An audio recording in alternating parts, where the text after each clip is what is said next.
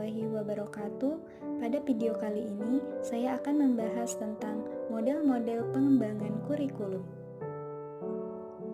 Apa sih pengertian dari model pengembangan kurikulum? Jadi, model pengembangan kurikulum adalah model yang digunakan untuk mengembangkan suatu kurikulum di mana kurikulum dibutuhkan untuk memperbaiki atau menyempurnakan kurikulum yang dibuat untuk dikembangkan sendiri baik dari pemerintah pusat, pemerintah daerah ataupun sekolah. Pada tahun 1988, Taylor menjelaskan bahwa model yang baik adalah model yang dapat menolong si pengguna untuk mengerti dan memahami suatu proses secara mendasar dan menyeluruh.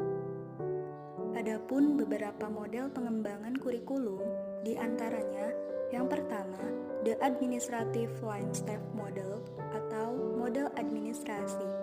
Nah, model administrasi ini merupakan model pengembangan kurikulum paling lama yang juga sering disebut model garis dan staf. Pemberian nama ini dibuat berdasarkan gagasan pengembangan kurikulum yang banyak muncul dari pejabat yang berwenang atau administrator pendidikan. Nah, pada umumnya, administrator pendidikan ini terdiri dari pengawas, kepala sekolah, dan staf pengajar inti. Adapun panitia pengarah bertugas merencanakan, memberikan pengarahan tentang garis besar kebijakan, menyiapkan rumusan falsafah dan tujuan umum pendidikan. Setelah selesai, panitia pengarah menunjuk kelompok kerja sesuai dengan keperluan anggota. Nah, kelompok kerja tadi terdiri dari staf pengajar dan spesialis kurikulum. Tugasnya itu menyusun tujuan khusus, isi, dan kegiatan belajar.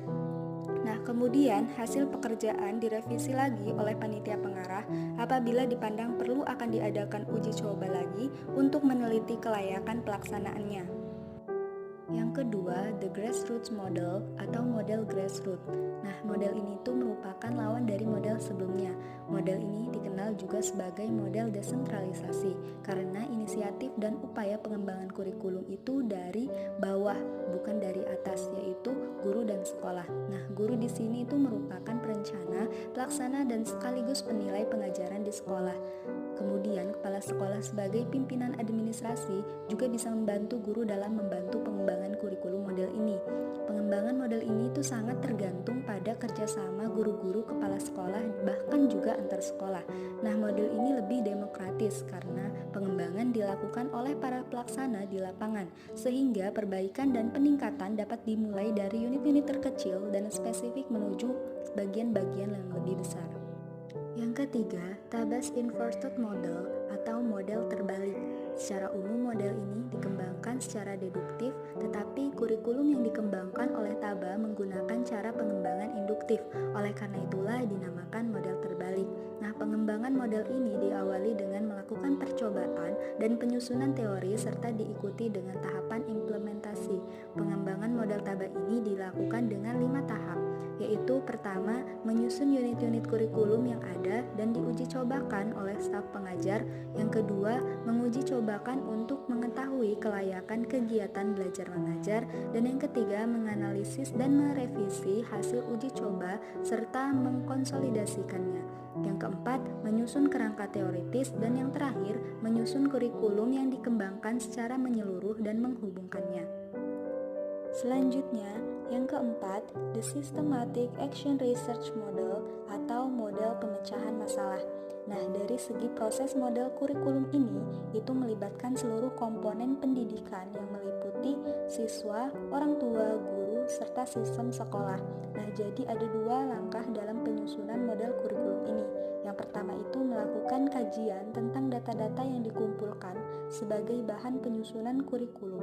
Nah, data tersebut dikumpulkan hendaknya valid dan reliable agar dapat digunakan sebagai dasar yang kuat. Yang kedua, melakukan implementasi atas keputusan yang dihasilkan pada langkah pertama. Dalam proses ini tuh akan diperoleh data-data atau informasi baru yang dimanfaatkan untuk mengevaluasi masalah-masalah yang muncul di lapangan sebagai tindak lanjut untuk memperbaiki kurikulum. Yang kelima, the demonstration model atau model demonstrasi. Model demonstrasi ini pada dasarnya itu bersifat grassroots, yaitu datang dari bawah, seperti guru dan sekolah. Nah, model ini itu diprakarsai oleh sekelompok guru yang bekerja sama dengan ahli yang bermaksud mengadakan perbaikan kurikulum. Nah, model ini umumnya berskala kecil, hanya mencakup satu atau beberapa sekolah saja, satu komponen kurikulum atau mencakup keseluruhan komponen kurikulum. Sekian untuk pembahasan kali ini. Mohon maaf bila ada kesalahan dan terima kasih telah menyaksikan. Wassalamualaikum warahmatullahi wabarakatuh.